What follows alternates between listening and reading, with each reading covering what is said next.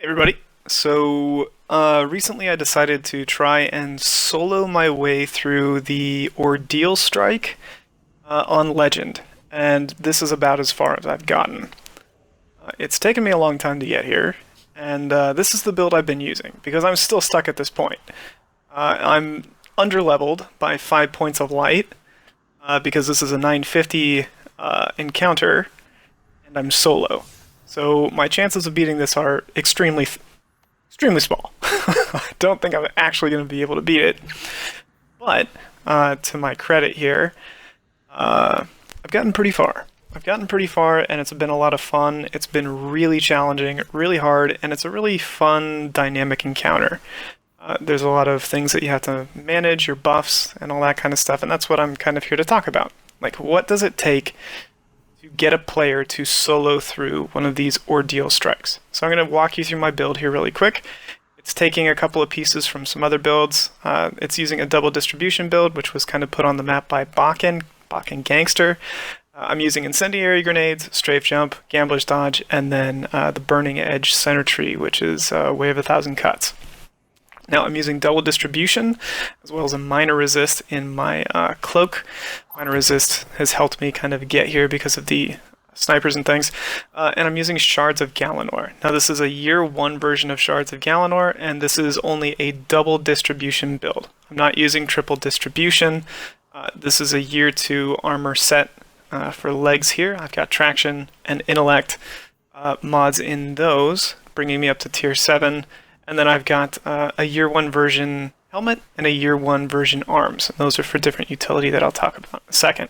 So I am trying to use distribution in conjunction with Shards of Galanor. Shards of Galanor refreshes your energy, but the main thing that I'm using this pair of shards for is the heavy ammo finder, because I do have a heavy ammo finder on this and in my helmet.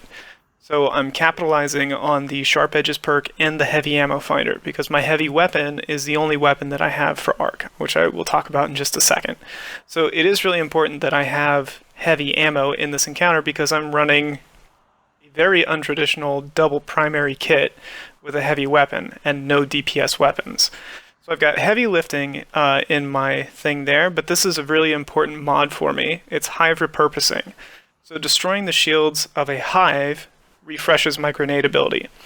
My grenade ability basically triggers the regeneration of my super, as well as my dodge and my fan of knives, which is your throwing knives.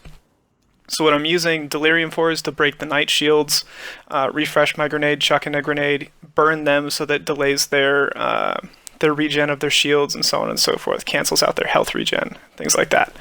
Now the double primary that I'm using is probably not what you would expect. Normally you'd see somebody using like Izanagi's or Teraba or something like that, because those are really good DPS weapons and they pair with other really good DPS weapons. But since there's match game on in this current encounter, I have to think outside the box a little bit.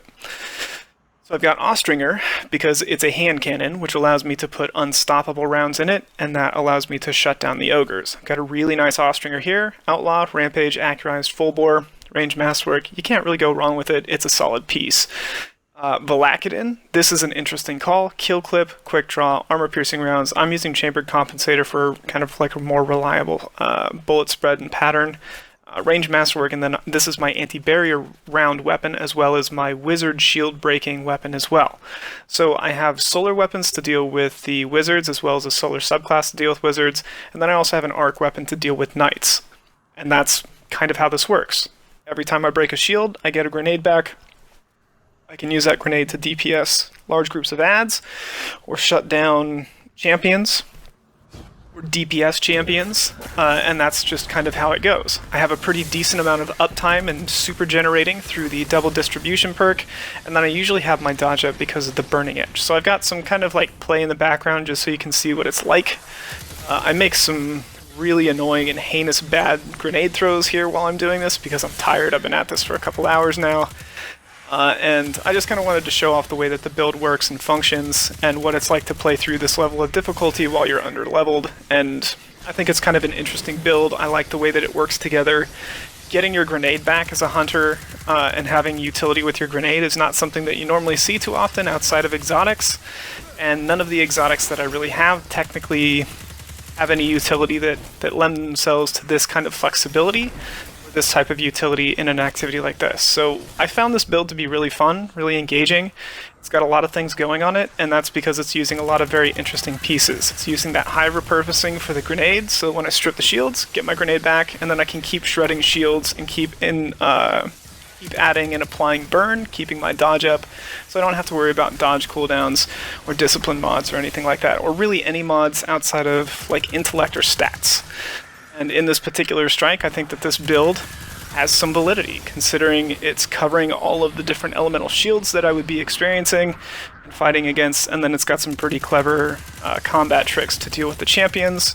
Valakadin has better range than Recluse, so I can stay outside of the range of some of the shielded champions, and that has kept me alive for a large majority of some of those fights.